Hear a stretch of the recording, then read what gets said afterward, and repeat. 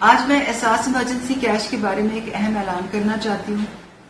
مجھے معلوم ہے کہ کچھ لوگوں کو خاندان کے مرحومین کے نام پر اہلیت کا میسج آیا ہے،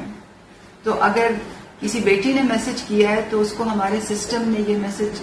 بھیجا شاید ہوگا کہ آپ کے والد حقدار ہیں، اور ہو سکتا ہے کہ والد کی وفات ہو چکی ہو، یا کسی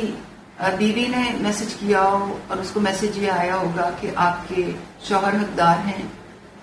مگر شوہر کی وفات ہو چکی ہو، یا کسی شوہر نے میسج کیا ہو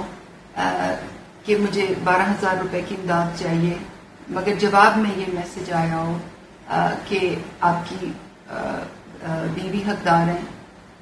ایسے لوگوں کے لیے ہم نے طریقہ کار وضع کیا ہے کہ اس مستحق خاندان میں جو دوسرا حقدار ہے اس کی نشاندہی کیسی ہو، اور نشاندہی کے بعد ان کو 12,000 روپے پہنچائے جائیں گے۔ اگر آپ کو ایسا میسج ملا ہے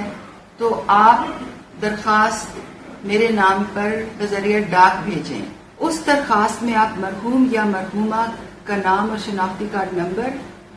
اور مرحوم